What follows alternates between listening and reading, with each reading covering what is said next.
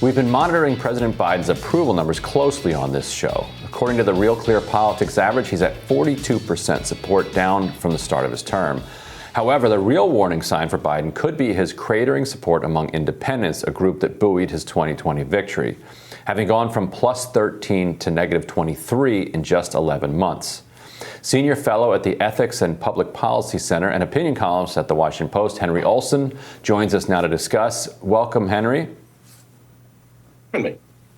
So tell us, what's going on with Biden's approval numbers among independents? Do you think what you've identified here represents a broader trend?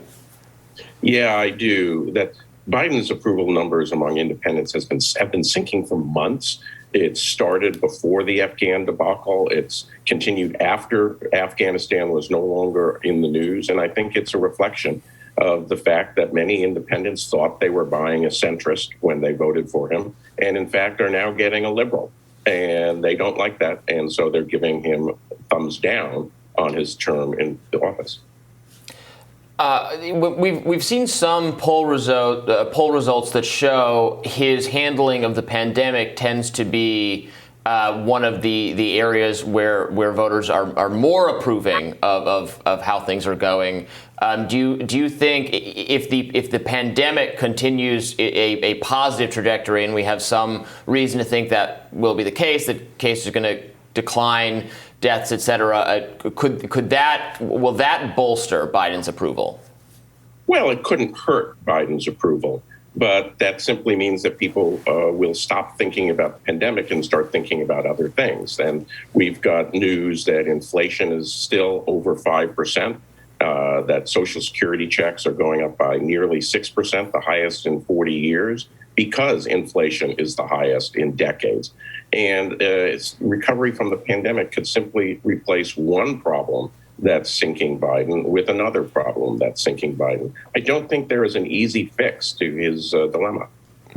Right. It does seem like a dilemma in the way that you frame it, in the sense that there's kind of a circular trap for Biden here. If some of these independents thought that they were getting a different president, what could Biden do to make them happy? It seems like he could only do nothing, but by doing nothing, then he alienates a significant portion of his own base, as well as people who support what's in, for instance, this reconciliation package. The polling on the individual items in that package is through the roof. So if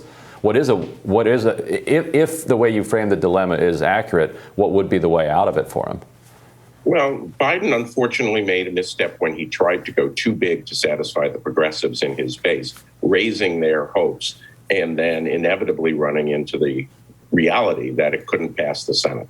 What Biden should have done was go small to begin with, which he should have decisively sided with the moderates in his party and given a stark choice to the base. I think what he's going to have to do for this is get through this self-created crisis with the reconciliation package as best he can, and then decisively shift to the center for 2022 and start sending the message to voters, much as Bill Clinton started shifting to the center after the 1994 debacle, that he understands that the decisive part of his coalition is the independent, not the progressive base, and that he's going to prioritize them in his legislative agenda. One problem for that strategy, though, is that this isn't the same party as it was in the 1990s. And as you know, the New Democrat coalition, which kind of emerged from that 90s period, is now one of the most aggressive and outspoken supporters of a big reconciliation package. So this is an unusual place in Washington and Democratic Party history. There isn't really a moderate wing that is demanding that he do much less. There is Kyrsten Sinema, there's Joe Manchin, there's Josh Gottheimer, and one or two of his allies in the House. But that's not a wing. That's a rump group. So how could Biden throw in with that small of a faction, which is barely even a faction? These are just individuals. Well, the problem is, that's one of the problems that the Democratic Party has, is that their voter coalition has many more people in the center than their legislative membership. And Manchin and Sinema effectively are acting as almost the only people who will stand up for the 20% of the Democratic coalition, 10% of the entire voter base, that is more moderate. And as long as that mismatch continues, playing to Congress will put Biden and the Democrats out of step with the voters. Playing to the voters puts them out of step with Congress. There's no way around this dilemma. But the one thing I'll say is that in an elective system, the voters ultimately win. So if they decide to play an inside game by placating their party, they will lose big in 2022. Speaking of the kind of historic nature of his approval points, so Biden's approval is 10 points lower than former President Obama was at this point in his presidency. In fact, only two other presidents since 1945 have had net negative approval ratings at this point in their terms. Gerald Ford at negative 9.1 points. And Trump at negative 18.2 points.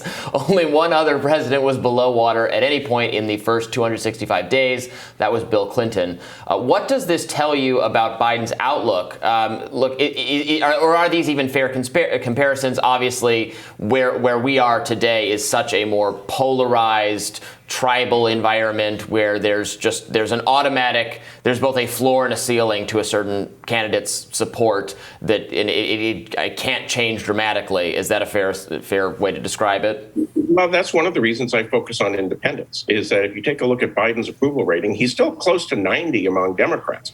And Democrats are nearly 40% of the electorate, between 33 and 40%, depending on the poll. So that gives him a nice, hefty floor. But what that means is that he is doing terribly, historically terribly, because the bottom has fallen out among independents. Think about how the political geography of this country works. Democrats are disproportionately centered in safe districts and safe states. So he can have a nationally credible number and still crater electorally as independents swing massively against him. The three people you mentioned, Donald Trump did not win re-election, and his party lost control of both chambers of Congress and lost control of the House in 2018.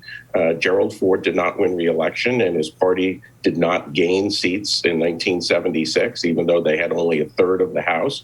And Bill Clinton suffered a massive rejection in 1994, losing control of the House for the first time in 42 years. So if past his prologue, Joe Biden has already reached the point where there's going to be a massive electoral rebuke. And the question then is, how does he react to it? Right. Well, how do you square the idea that voters want much less from Biden with the reality that the elements of the reconciliation package, the Build Back Better agenda, actually pull through the roof? How do you square that circle? Well, they pull through the roof until you combine them together. That there's a CNN poll from yesterday that asked people, do you think that the overall spending package is too big, just right, or too small? And among independents, 2/3 chose the choice of either it should be smaller or it should be nothing. That's a pretty stirring rebuke, which is that they may want individual things when they are polled separately, but they would prefer to have a smaller overall package to make them comfortable. And that's something that Democrats are going to have to deal with. 2/3 of independents either want nothing at all or a much smaller package than $3.5 trillion. So it's a matter of which poll is most important. And I suspect that the grouped together poll is more important than the individual items polls. Damned if you do, damned if you don't. Henry Olsen, thank you so much for joining us. Thanks for having me. And we'll be back with more Rising right after this.